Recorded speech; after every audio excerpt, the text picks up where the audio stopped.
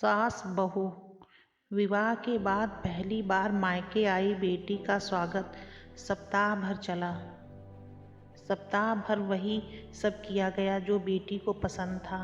वापस ससुराल जाते समय पिता ने बेटी को एक अति सुगंधित अगरबत्ती का पूड़ा दिया और कहा कि बेटी, तुम जब ससुराल में पूजा करोगी तब यह अगरबत्ती जरूर जलाना।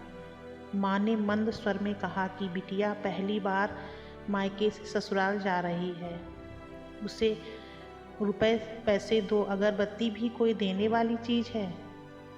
पिता ने झट से अपनी जेब में हाथ डाला और जेब में जितने भी रुपए थे वो सब बेटी को दे दिए।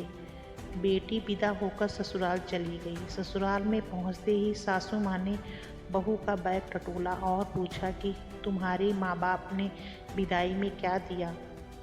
कुछ विशेष न मिलने पर उनकी नज़र अगरबत्ती के पूड़े पर पड़ी। क्रोधवश सासू माँ ने मुंह बनाकर बहू से कहा कि कल पूजा में यह अगरबत्ती लगा लेना।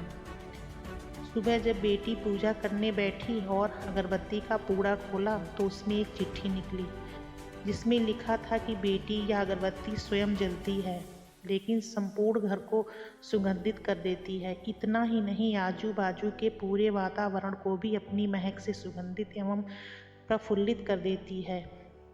हो सकता है कि भविष्य में तुम कभी पति से कुछ समय के लिए रूठ जाओ या कभी अपने सास ससुर जी से नाराज हो जाओ, कभी देवर या ननद से भी रूठ जाओ, कभी तुम्हें किसी से बातें सुननी भी पड़ जाएं या फिर कभी अड़ोसियों पड़ोसियों के बर्ताव पर तुम्हारा दिल खट्टा हो जाए।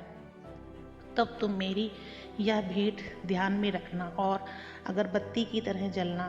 जैसे ही अगरबत्ती स्वयं जलते हुए पूरे घर और संपूर्ण परिसर को सुगंधित और प्रफुल्लित कर ऊर्जा से भर देती है, ठीक उसी तरह तुम स्वतः सहन करते हुए ससुराल को अपना मायका समझकर सबको अपने व्यवहार और कर्म से सुगंधित और प्रफुल्लित करना।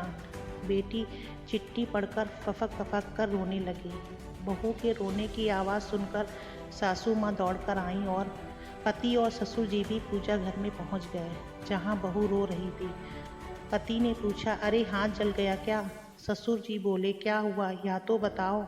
सासू माँ आजू बाजू के सामान में कुछ है क्या यह देखने लगी। तभी सासू माँ को बहू के पिता द्वारा सुंदर अक्षरों में लिखी हुई चिट्ठी नजर आई। चिट्ठी पढ़ते ही उन्होंने बहू को गले से लगा लिया और चिट्ठी ससुर जी के हाथों में दे दी। ससुर जी ने चश्मा न पहने होने की वजह से चिट्ठी बेटे को देकर पढ़ने के लिए कहा। सारी बात समझते ही पूरा घर स्तब्ध रह गया। सासू माँ उच्च स्वर में बोली, अरे यह चिट्ठी फ्रेम करानी है, यह मेरी बहू को मिली है, सबसे अनमोल भेंट है। पूजा घर के बाजू में ही इसकी फ्रेम होनी चाहिए। और फिर वह फ्रेम अंततः अगरबत्ती का पूड़ा खत्म होने के बावजूद भी सदैव अपने शब्दों से संपूर्ण घर और अगल बगल के वातावरण को अपने अर्थ से महकाती रही।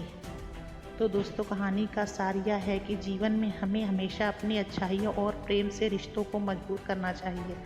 अपने व्यवहार की सुगंध से हम अपने आसपास के वातावरण को भी सकारात्मक बना सकते हैं।